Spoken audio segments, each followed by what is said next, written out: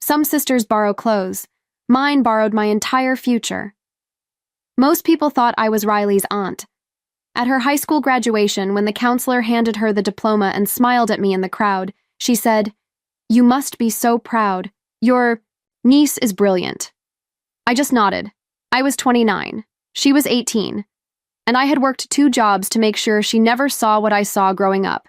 Shut-off notices on the fridge, broken payphones where child support should have been, and a mother too tired to remember if she'd eaten that day. But Riley got ballet classes, designer notebooks, a dorm room with a view of the lake. I made sure of it. I was the one who stayed behind when Dad left, the one who turned 20 with a screaming toddler on my hip and bills in my hand. While she painted her nails and kissed boys on the porch, I juggled. Late shifts and early mornings so she'd have choices. That was my role. Not glamorous, not Instagrammable, just necessary. And I thought it was worth it. Every overtime hour, every skipped birthday dinner, every time I watched her shine from the shadows until the day she made a toast and acted like I didn't exist. I thought I was building a legacy. Turns out I was just being erased. I didn't even know there was a party until I saw the video. It started with a text from Carly, a girl I hadn't spoken to since. Riley's junior year. No greeting, no context, just a link and 4 words. "You might want this."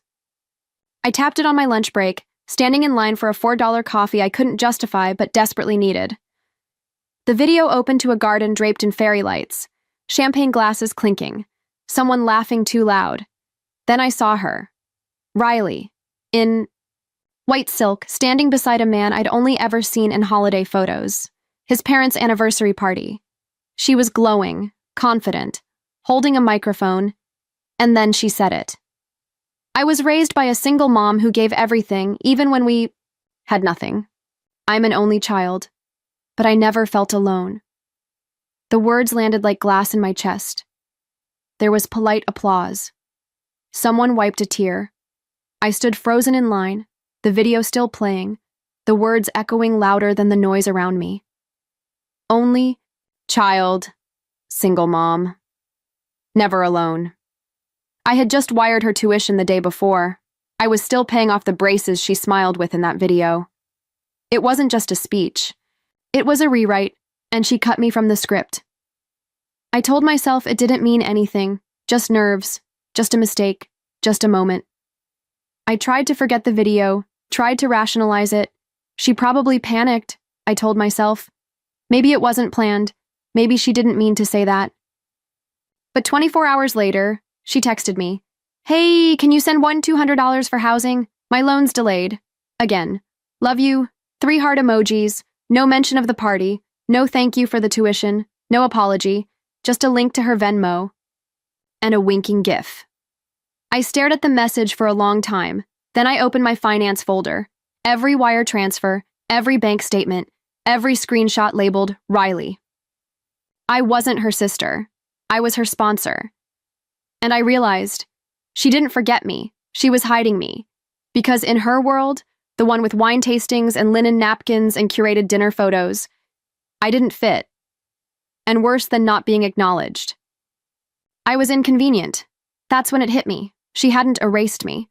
She'd replaced me, and I was still paying for it. Sometimes the people who hurt you the most were once your lifeline. I hadn't been to Kelly's Diner in 5 years. The place hadn't changed. The same ripped booths, same burnt coffee smell, same woman behind the register with a voice like gravel and a stare that saw through your soul. Kelly once fired me when I fell asleep during a shift. I was 22, working doubles, trying to make rent and get Riley through junior high. She didn't yell. She just said, "Baby, you can't save anyone if you're the one drowning." Then she handed me a biscuit and a napkin and told me to sleep. In my car. I didn't blame her. That day I walked in and asked for a coffee. She looked up, blinked. "Still saving her?" she said flatly. I didn't answer. She poured the coffee anyway, slid it over and added, "You know what happens when you raise someone who never learns to say thank you? They grow up thinking the world owes them more." I laughed, then cried. She didn't hug me, didn't offer comfort. She just said, You got proof of what you've done for her? I nodded. Good, she said. Then stop being the floor. Let her feel the fall. I walked out of there with a free coffee, red eyes, and something stronger than anger, permission. 250 words. It wasn't a scream, it was a switch. No confrontation, no fight. Just one phone call to the university's financial office. One form submitted, one name removed from the payer's account. Mine. No warning, no goodbye. She'd find out when her card declined, when the dorm locked her out, when the school emailed her, not me, about the overdue balance. I didn't block her. I didn't text back. I didn't even open her next message. Just checking. Did the rent go through? I let it sit there, unread, unacknowledged, a ghosted echo in a thread full of receipts. And still, she posted, out to brunch, matching hoodies with her boyfriend. Blessed life, under a filtered photo with $17 avocado toast. She wasn't worried because she thought I'd always pay. That was her mistake, and I made sure the fall would be silent. No nets, no preamble, just gravity. And then, she called, 6 times in one day.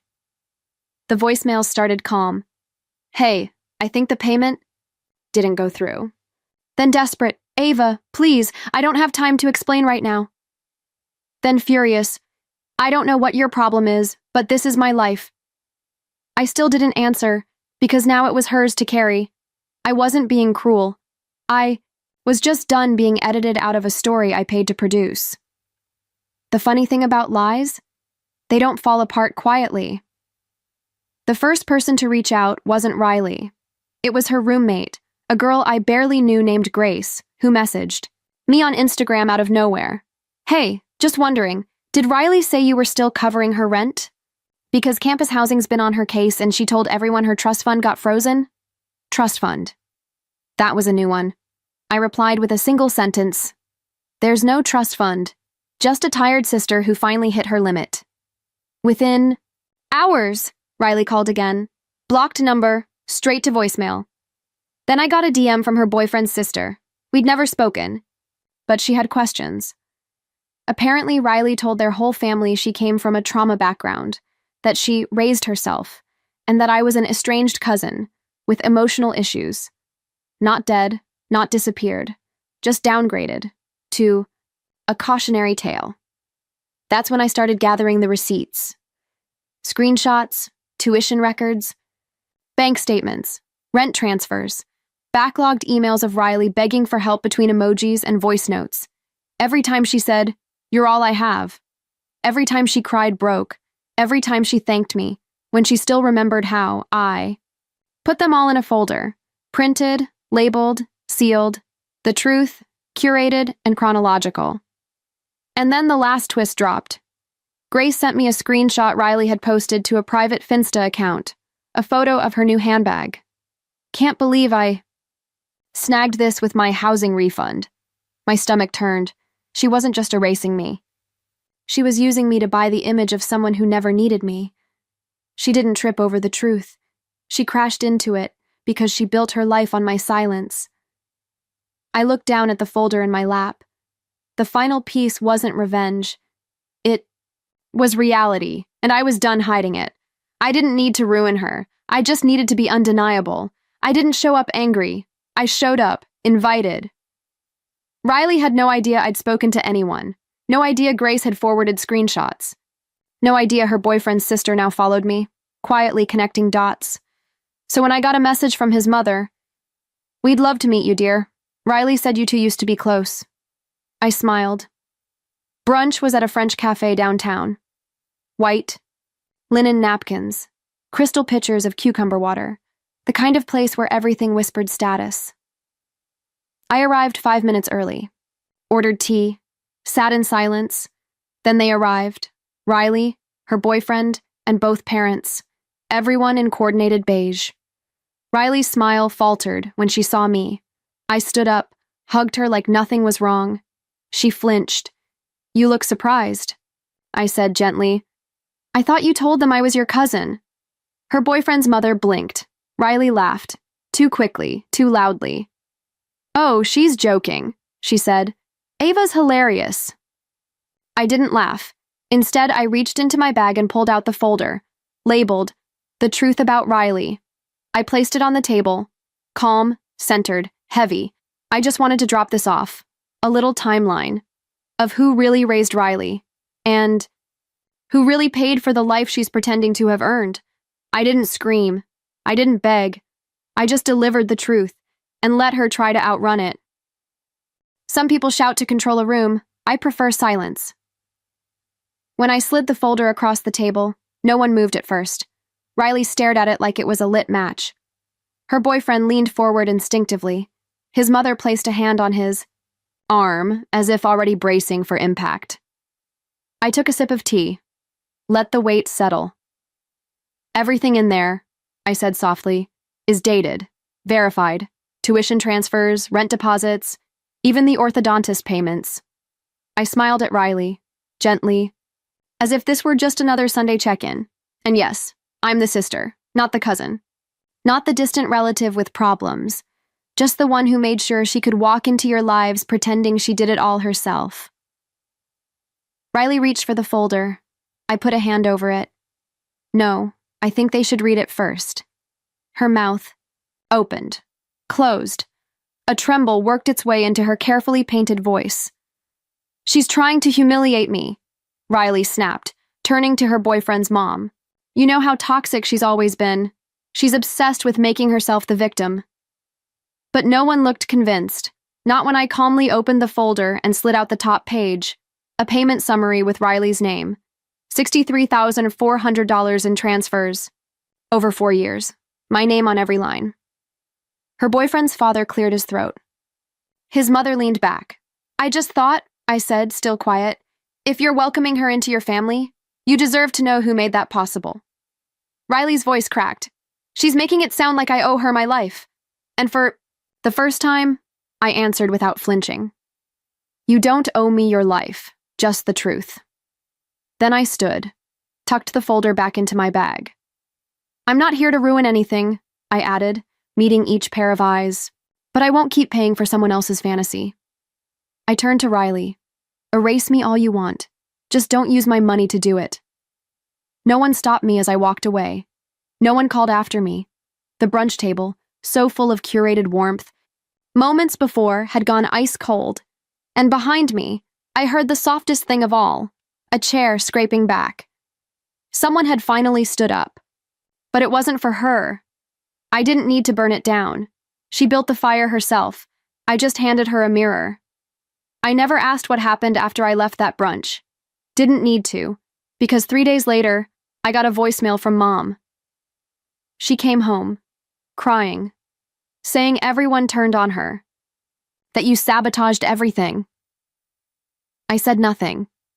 Mom paused before adding, almost in a whisper, for what it's worth, I think she needed the fall. Riley's boyfriend didn't post her birthday photos that year. The sponsored vacation. Stories stopped. Her classes, unenrolled. Her social media, private. I didn't gloat. I didn't stalk. But one day, while picking up groceries, I saw her at the pharmacy counter. Hood up, card declined, voice low as she asked if she could split the prescription. She didn't see me. And I didn't walk over. Because this wasn't a punishment. It was a return to reality, one she had outrun with my help for too long. I wasn't cold. I wasn't cruel. I was just no longer the net beneath her performance. She fell, not with drama, but with silence. The kind of fall that teaches you gravity always wins, when you forget who held you up. When you stop holding someone else up, your hands are finally free.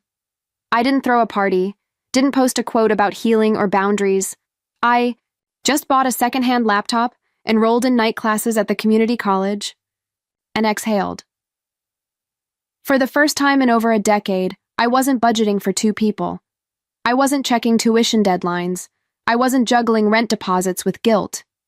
It was strange, like relearning how to breathe. I got promoted at work, took weekend drives with no destination, repainted the kitchen walls a color I liked, even booked a small trip, my first ever, by myself. A coastal town, cheap motel, salt air, silence. It didn't look like much on paper, but it felt like gold, because no one was waiting on me. No one was asking for more. And for once, I wasn't shrinking so someone else could shine. Mom called a few times, said Riley was still adjusting. I just said, "So am I," and I meant it. I spent half my life stitching a parachute for someone else. Turns out, I was the one who needed to land. Grief isn't always loud. Sometimes it's just sitting still with a version of someone who never really existed. There are nights I still think about her, not the Riley at brunch, not the girl with the fake speeches and the designer lies, but the Riley I thought I raised, the one who used to fall asleep on my shoulder in front of cartoons, the one who left sticky notes in my lunchbox that said, "You're the best sister ever," in shaky crayon handwriting, the one who cried when I cried, and swore we'd never leave each other behind. That Riley, she's gone. Maybe she never existed outside of memory and hope. Maybe she grew into someone who learned how to smile through a lie and survive on performance. But I grieved her all the same, and I stopped trying to fix what wasn't mine to carry. I didn't block Riley. I didn't curse her name. I just let the silence stretch until it became peace. There's a difference between cutting someone off and choosing not to bleed for them anymore. It took me too long to learn it, and even longer to stop looking back. But these days, when I do, I don't ache, I just nod, because that chapter ended. And I'm still here, whole, quiet, free. Sometimes the betrayal isn't what they did. It's realizing who they were all along and forgiving yourself for not seeing it sooner. They say history is written by the victors, but sometimes it's rewritten by the ones who survived quietly. I used to think love meant sacrificing until there was nothing left. That being the good one meant enduring, giving, forgiving, until the people you saved couldn't remember you without the help. But that's not love. That's a vanishing act, and I refuse to disappear again. So no, I didn't destroy her. I didn't ruin her future. I just stopped funding the fiction. I let the story unravel, let her rewrite me out, and then publish the footnotes she tried to bury. Every transfer, every sacrifice, every silent yes that should have been a no, paid for her rise. And when the fall came, I let gravity speak for itself. Because sometimes the loudest justice is walking away while they still think you're coming back. Now, I write my own chapters. I laugh without guilt. I say no without explanation. I build things, for myself this time. And when people ask about her, I say, we grew apart. And I let that be enough, because I didn't just cut her off. I reclaimed the author's seat in a story I'd been funding, but never allowed to. Finish. She erased me to impress them, but I took back the pen and wrote myself back in.